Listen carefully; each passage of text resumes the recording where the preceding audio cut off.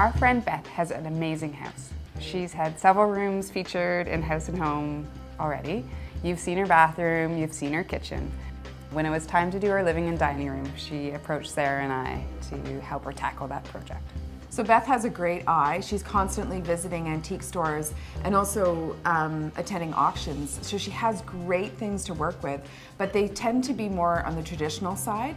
And so when she approached Stace and I, it was a matter of us bringing a bit of a more bolder look to her space.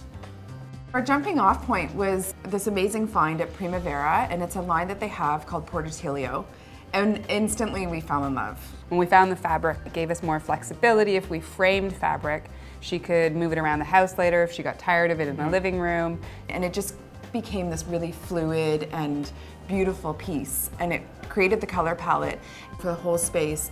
The sofa, it was perfect. It's this mink velvet. Oh, it's lush. You just sink Classic, into it. it's lovely. Yeah. I'd take it. We'd both take it, I think.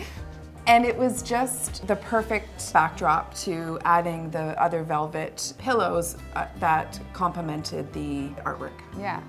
She, in front of the sofa, had two very small tables, so she needed to do something coffee table-wise, and we found these two great brass and metal tables from Crate & Barrel that can be put together to make a good-sized coffee table, and they're super substantial, and they have a sort of a vintage feel while also being modern. On the floor is a vintage Persian rug. It's beautiful, it has birds on it, and it's feminine, but also classic. In the front window, Beth has this great piece that actually was her desk as a kid. It's got to turn legs, and it's gorgeous. On the desk, we stole two table lamps from the hutch that was in the dining room, and we switched out the shades for sort of dark black shades that tied into the black in the artwork and just gave the room some real depth. And Beth had always wanted a fig tree, and she said, please, can't you find a way to put one in the room? And Sarah had come across this amazing kumquat tree at Loblaws, and it was fragrant, and it was beautiful, and it just seemed a perfect fit for that window.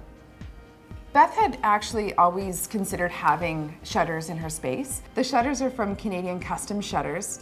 They're these lovely, skinny, kind of European slatted shutters, and it just adds this lovely texture, and it's as if they've always been there.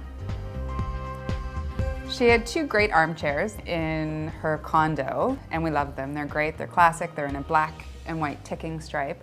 We just added some black throw pillows on them to sort of give them a little bit more depth. And they fit the space great, so they stayed. Beth has a ton of artwork, amazing artwork, and the bookcase seemed a natural display spot for us, so we were able to display 4 more pieces. And it balanced off, again, our big piece from Portatilio to give the room a real, I don't know, almost like a kind of eclectic vibe.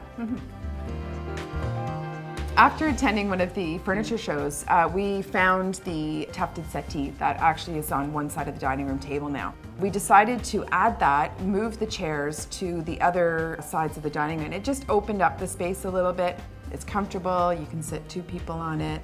And we added some of the coral fabrics and throw cushions to the bench.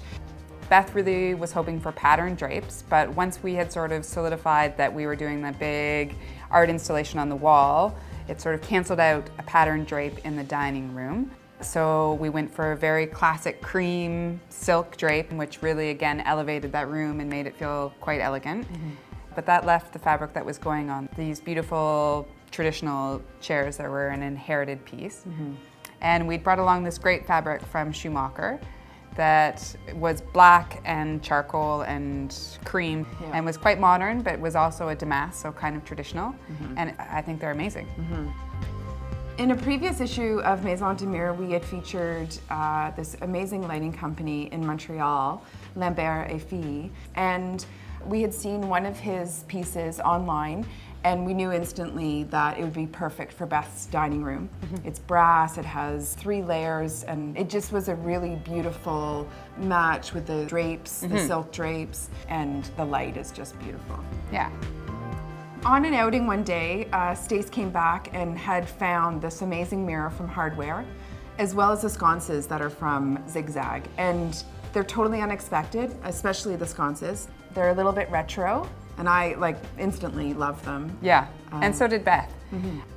The buffet is very traditional and quite heavy, but when we added the rectangular mirror and the sconces, it balanced it in the room, and we left the cords hanging down because it gave the room a bit more of a casual edge.